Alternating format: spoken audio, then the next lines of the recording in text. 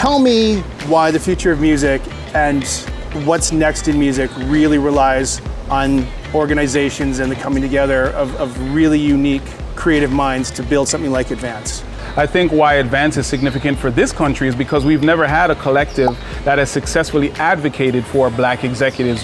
How can I put it? We're now getting seats at the table. We're now having those opportunities to look at the music industry through a different lens. So what's happening now is, where before people that look like me, people that look like you may have not been able to contribute. So a lot of the times there was more of like a homogenous view as to what Canadiana was. Now it's very different to where there is, no pun intended, but there is a real reconciling that's happening now.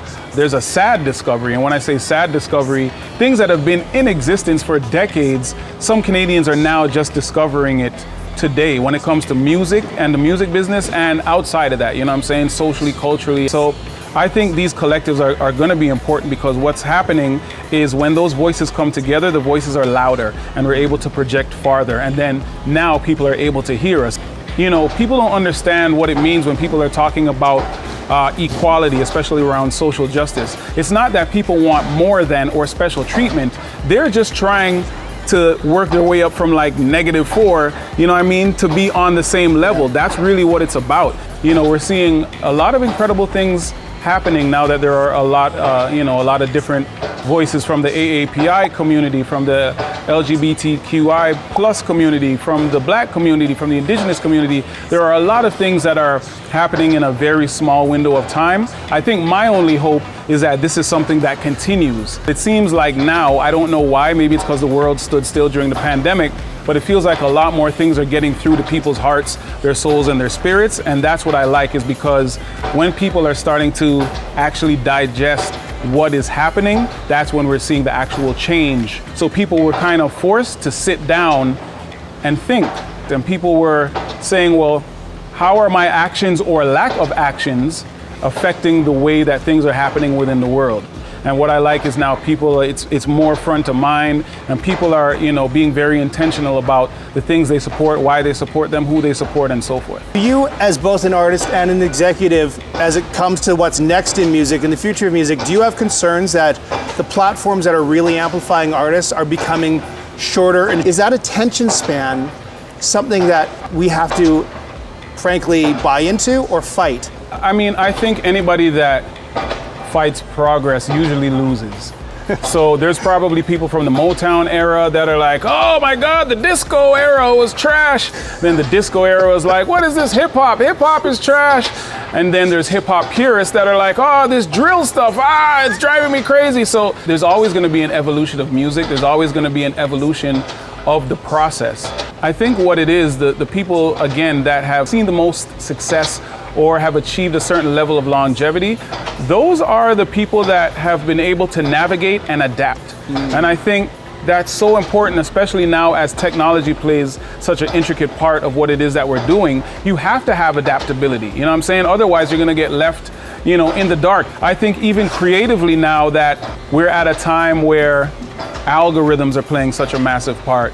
Data, we're a very data-driven industry right now. So at a time when all these things matter so much to the people that are pushing the buttons, it's something to where, as an artist, even if you're not participating, you have to be aware of it. Yeah. And I think if you look at the people that have the ability to stick around and stay around and remain very influential, those are those people that have figured out how to combine, all those different worlds. All those years ago, when you started out as a kid, what kept you moving forward?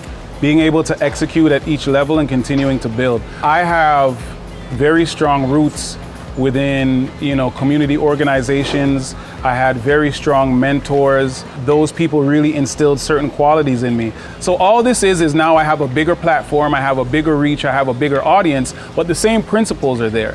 And I think at the end of the day, if we look back at what was going on in the 90s, when you think about Rodney King verdict and the riots that were happening, and even here, the same things are happening decades later. The only difference is now I have a lot more people that are paying attention, a lot more people that not just are listening, but are also contributing and helping. As an artist, you do things where it's like, it's artist-centric and it's about your ego and your art and that whole nine, but You know, the funny thing is, this is not really about me, it really is about the city. We're gonna be grieving together, we're gonna be thinking together, we're gonna be loving together, and we're gonna come out of this hopefully with an amazing sense of hope, an amazing sense of pride for our city. Hopefully, you know, it'll inspire a whole gang of other people to do something similar, but in their own way.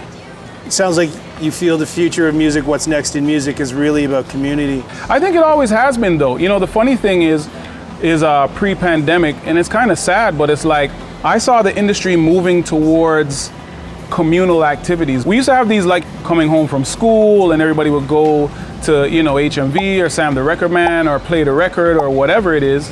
But you know, what's happening now is the festivals are the thing, to where everybody they're spending all their money, maybe not on CDs, but they're gonna buy these different concert tickets and they're gonna have these experiences with their friends. And I think that is something that we cannot take for granted. What it is a need for people to experience things together. Because what's happening is we're on our phones, we're on our computers, and a lot of times these are very solo, singular activities that are happening. And I think at the end of the day, one of the things that the pandemic did prove, we need to be together. We want to be together. We desire to be together. So no matter what it is that happens in technology, the core of who we are, the basic human principles are still in effect. The humanity of it remains the same. The human connection. The human connection. Sir, thank you so much. Oh, my pleasure.